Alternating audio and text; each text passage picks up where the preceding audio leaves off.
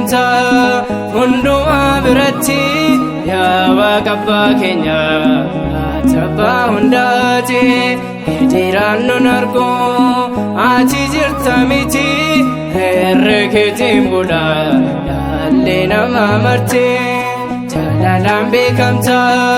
hundumaa biratti yaa Waaqa abbaa keenya abbaa hundaati hiriiraan nun argu ati jirta miti herrekeetiin bula dhalli namaa marti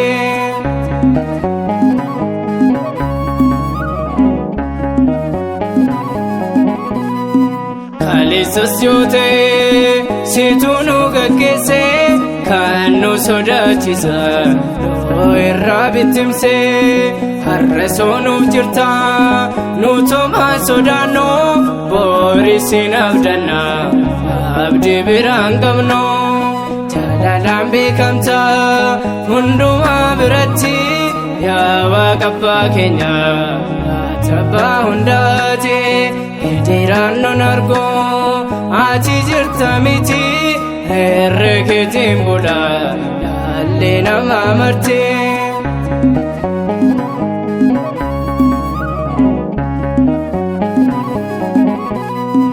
addunyaa fayyisee jaalalli kee gooftaa iddaan bubuqqisee gabrummaa baroota bilisummaa labsuu gadadoo hambisee hatummaa seexanaa humna keetu cabsee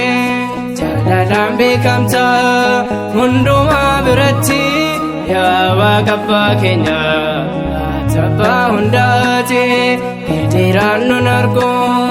ati jirta miti herrekeetiin bula dhalli namaa marti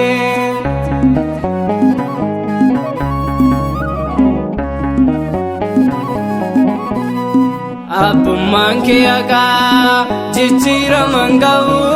jechi kee sirriidha al takkaa hin dhabu dhugaan deddeebita dhugaas namaaf laatte baarumaan jiraata hundarratti moote jaalalaan beekamta hundumaa biratti yaa Waaqa abbaa keenya abbaa hundaati hiriiraan nun argu ati jirta miti herrekeetiin bula dhalli namaa marti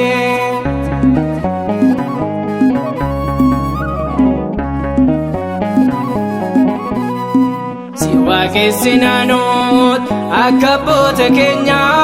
araaraan nuuf kottu yaa abbaa nageenya situ nutti uffisa simboodhaaf ayyaana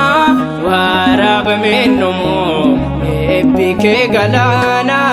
jaalalaan beekamta hundumaa biratti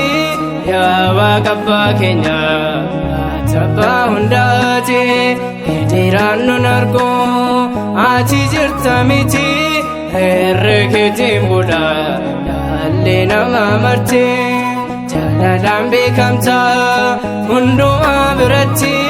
yaa Waaqa abbaa keenya abbaa hundaati hiriiraan nun argu ati jirta miti herrekeetiin bula dhalli namaa marti